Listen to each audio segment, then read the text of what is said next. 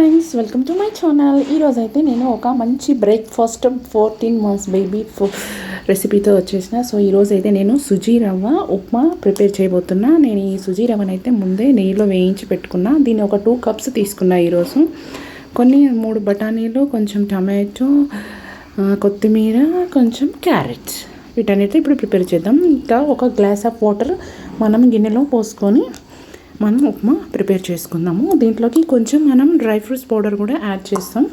So దాన్ని కూడా కొంచెం తీసుకుందాం. ఇప్పుడు మనం స్టవ్ ఆన్ చేసి గిన్నె పెట్టుకొని దాంట్లో గ్లాస్ ఆఫ్ వాటర్ యాడ్ చేసుకొని వాటిని బాగా బాయిల్ చేసుకొని దాంట్లోకి మనం కట్ చేసి పెట్టుకున్నటువంటి టొమాటోలు, కొత్తిమీర, బఠానీలు, తురిమి పెట్టుకున్నటువంటి క్యారెట్, కొంచెం పచ్చిమిర్చి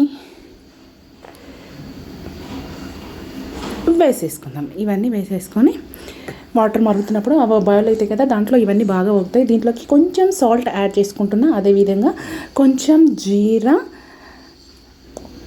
వాము పౌడర్ కూడా డైజెషన్ కోసమని. సో దీంట్లోకి కొంచెం డ్రై ఫ్రూట్స్ పౌడర్ కూడా యాడ్ చేసేస్తున్నా.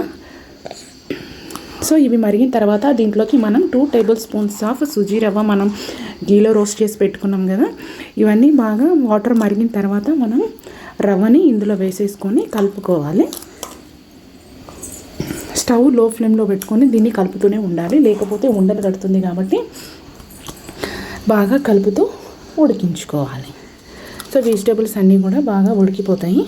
మనం ఫీడ్ చేసేటప్పుడు వీటన్నిటిని తీసేసేయాలి. ఆ టమాటో లేయర్స్ని, బఠానీలని, కొత్తిమీర జస్ట్ ఫ్లేవర్ కోసమే వేస్తున్నా. నేను తినిపించేటప్పుడు అవన్నీ సైడ్కి తీసేస్తా.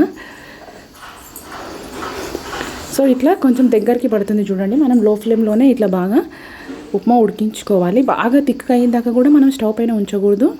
కొంచెం గట్టిగా అయిన తర్వాత మనం స్టవ్ ఆఫ్ చేసుకుంటే ఆరిన తర్వాత కూడా ఇది కొంచెం గట్టిగా అవుతుంది. కాబట్టి మనం కొంచెం థిక్గా అయినాక యాడ్ చేసుకోవచ్చు. ఇప్పుడు కొంచెం థిక్ అయిపోయింది కాబట్టి దీంట్లోకి కొంచెం నెయ్యి యాడ్ చేస్తున్నాం. వింటర్ కదా, కొంచెం నెయ్యి అయితే గడ్డ కట్టిపోతుంది. కొంచెం ఒక 5 నిమిషాలు బయట ఉన్నా కూడా కాగబెట్టిన తర్వాత గడ్డ కట్టిపోతుంది. కొంచెం నెయ్యి వేసుకొని మనం ఈ ఉప్మాని సర్వ్ చేసుకోవటమే. పిల్లలకి ఇది ఈజీగా డైజెషన్ అవుతుంది. బ్రేక్ఫాస్ట్కి చాలా బాగుంటుంది.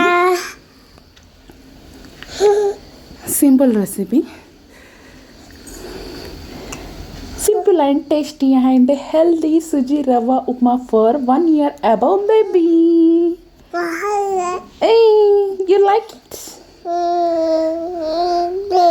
కొంచెం ఆరిన తర్వాత దీన్ని మనం సర్వ్ చేయాలి. కొంచెం గోరువెచ్చగా ఉన్నప్పుడే సర్వ్ చేస్తే పిల్లలు ఇష్టంగా తింటారు. కాబట్టి కొంచెం గోరువెచ్చగా ఉన్నప్పుడే ఉప్మాని సర్వ్ చేసేసుకోవాలి. If you like this video, please like, share, subscribe my YouTube channel. Thank you.